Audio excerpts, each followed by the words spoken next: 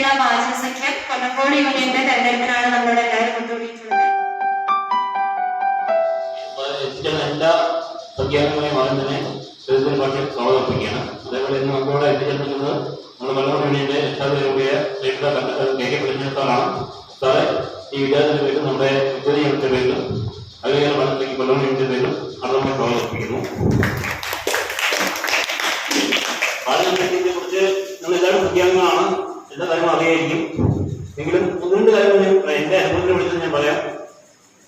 നമ്മളെ സ്കൂളിൽ പ്രധാനമാണ് കുട്ടികളെ വളർത്തിക്കൊണ്ട് ഞങ്ങൾക്കാവുന്നത്. അത് കഴിഞ്ഞൊരു 3 years 10th പാസ്ഔട്ടായി പോകുന്നതിനുള്ള ടൈം പീരീഡ് ഉണ്ടല്ലോ, ആ ഒരു പീരീഡിൽ ആ കുട്ടികൾക്ക് ഉണ്ടാകുന്ന ട്രാഫിക് ചേഞ്ച് ഉണ്ട്. അത് ബാലസഖ്യം ഉറപ്പുവരുന്നതാണ്.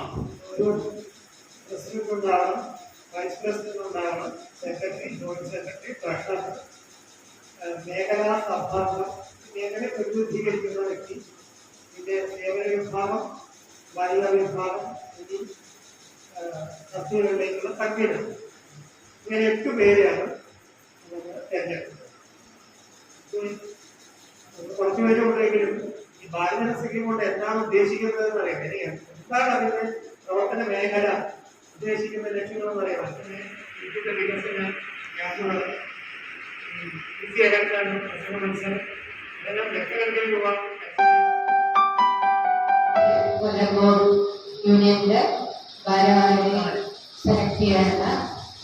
അപ്പോ അതില് നമുക്ക് സെലക്ട് ചെയ്യുന്ന കുട്ടികളാണ്. നിങ്ങളുടെ ഡ്യൂട്ടീസ് എന്താണെന്നൊക്കെ ഓൾറെഡി അറിയായിരിക്കും. അപ്പൊ നിങ്ങളുടെ ഡ്യൂട്ടീസ് ചെയ്ത് നമ്മുടെ ഈ കൊല്ലങ്കോട് യൂണിയൻ മാത്രമല്ല പാലക്കാട് തന്നെ നമുക്ക് പറ്റുന്ന രീതിയിൽ സമൂഹത്തിന് വേണ്ടി നല്ല കാര്യങ്ങൾ ചെയ്യാം. നമ്മൾ ബാലജനസഖ്യം എന്ന് പറയുന്നത് കുട്ടികൾക്ക് വലിയ അവസരം തുറന്നിടുന്ന ഒരു സംഘടനയാണ്. ഇവിടെ നേരത്തെ കണ്ണമാഷ സൂചിപ്പിച്ചു സിവിൽ സർവീസ് ക്യാമ്പ് എന്നുള്ളത്. സിവിൽ സർവീസ് ക്യാമ്പ് മാത്രമല്ല, കുട്ടികളുടെ വ്യക്തിത്വ വികാസത്തിന് ആവശ്യമായ എല്ലാ തരത്തിലുള്ള പരിപാടികളും ബാലജനസഖ്യത്തിന്റെ വിവിധ വേദികളിൽ നടക്കാറുണ്ട്. ആ പരിപാടികളിലൊക്കെ സ്ഥാപിച്ചത് ഏഷ്യയിലെ തന്നെ ഏറ്റവും വലിയ കുട്ടികൾക്കായുള്ള ഒരു ഓർഗനൈസേഷനാണ്. ഈ ഒരു ഓർഗനൈസേഷനിൽ പാർട്ടായിട്ട് നമുക്ക് എല്ലാവർക്കും അൺഡൗട്ട്ലി തന്നെ അഭിമാനിക്കാം. കാരണം നമുക്ക് ഓരോരുത്തർക്കും ഓരോ ക്വസ്റ്റ്യൻസ് ഇത് കിട്ടിയിട്ടുണ്ടല്ലോ. സോ ഇതൊക്കെ നമുക്കിത് യൂട്ടിലൈസ് ചെയ്യാം. നമ്മുടെ ലൈഫിൽ ഒരുപാട് ക്വാളിറ്റീസ് ഡെവലപ്പ് ചെയ്യാനായിട്ട് ഈ ബാലജനസഖ്യം സഹായിക്കുന്നുണ്ട്. പിന്നെ ബാലജനസഖ്യത്തിന്റെ മേജർ ഒബ്ജക്റ്റീവ് എന്താണെന്ന് നിങ്ങൾക്ക് അറിയാം. അതായത് കുട്ടികളുടെ സ്പോർട്സ്, കൾച്ചറൽ, അതുപോലെ തന്നെ ആർട്സ്, ലിറ്ററേച്ചർ എന്ന് പറയുന്ന എല്ലാ മേഖലകളിലും അവരുടെ കഴിവുകളെ മോട്ടിവേറ്റ് ചെയ്യാം.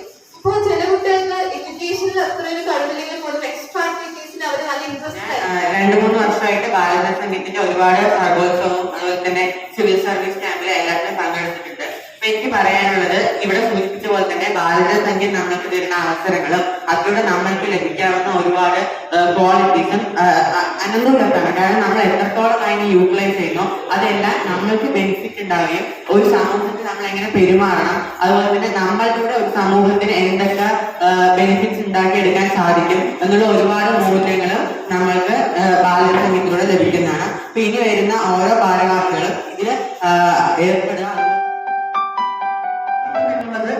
ഒരു സംഘടനയുടെ ഭാഗമായിട്ട് തന്നെ മാത്രമല്ല, നമ്മുടെ രാജ്യത്തെ സേവിക്കാനും അതുപോലെ തന്നെ നമ്മുടെ ഗ്രാമങ്ങളെയും അതുപോലെ തന്നെ ഈ സുന്ദരമായ കേരളത്തെയും നമുക്ക് സംരക്ഷിക്കാനുമായി നമുക്കൊരു അവസരം ലഭിക്കുകയാണ്. എല്ലാവരും അത് പ്രയോജനപ്പെടുത്താനും അതുപോലെ തന്നെ നമ്മുടെ രാജ്യത്തിനെ വളർത്തിയെടുക്കാനും രാജ്യസ്നേഹവും ഈശ്വരവിശ്വാസവും അതുപോലെ തന്നെ സേവന മനോഭാവവും